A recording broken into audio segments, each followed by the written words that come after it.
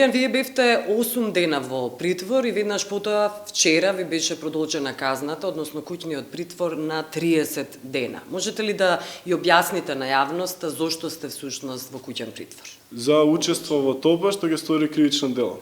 Дело кое јас сакам да го признам, меѓутоа јавното обвинителство ми избегнува веќе неколку дена, не сака да дадам исказ, поради тоа што веднаш кога ќе го дадам исказот, судот ќе одлучи и ќе излезам надвор од куќниот притвор, со што ќе можам да учествувам повторно на протестите. За кое кривично дело поточно? Учество во тоа што ќе стори кривично дело. Добро, што значи тоа? Сте нападнали ли некаква институција, сте нападнали ли некоја... Тој член од кривичниот закон е прилично општо дефиниран и во учество во тоа спаѓаат широк фазон на дела. А што точно сторивте вие? Јас на првиот протест на 13 април со камен и со столица фрлив кон Министерството за правда, дело кое го признам, дело за кое се каам и со кое соработував со полицијата, сакав да го признам, меѓутоа, како што кажав, обвинителството го избегнува тоа.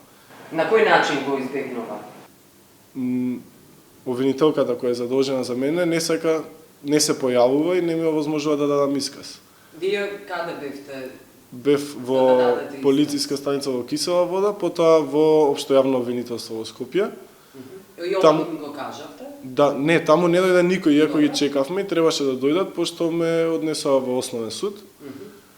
Судиката во преистражна постапка само ми определи куќен притвор, иако обвинителството бараше притвор во шутка, меѓутоа судиката рече дека тоа е нелогично барање и не одговара со моите постапки. Поради тоа што имам многу олеснителни околности. Јас пред се сум студент и овој куќен притвор ги оневозможува моите студии, ќе го пропуштам полагањето овој семестар.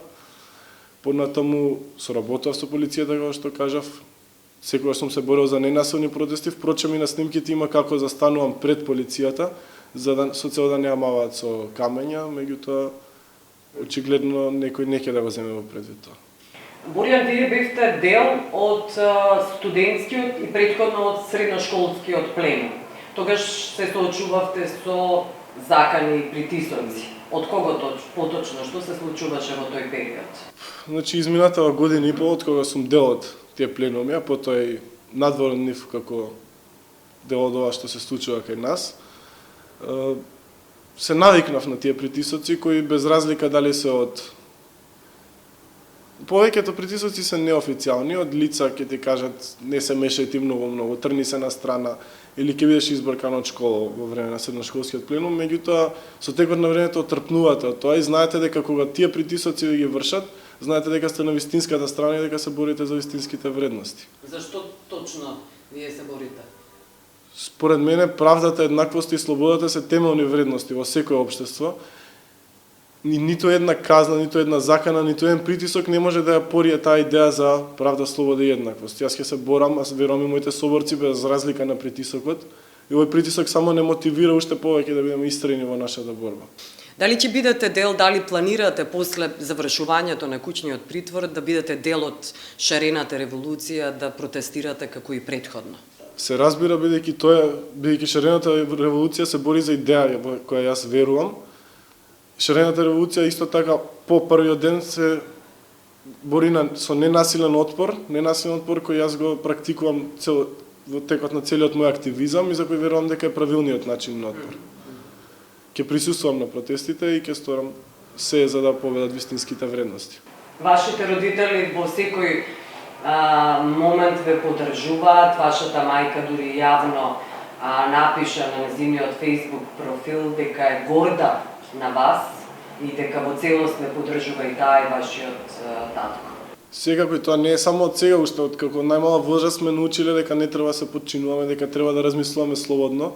Како тоа во детството, така и денес, моите родители се на моја страна, знаат дека се борам за вистинските вредности и целосно ме поддржуваат. И ми помагаат во оваа борба и да се соочам со притисоците кои ми се вршат. Како на мене, така и на моите пријатели. Добре, јас ви благодарам, Боријан.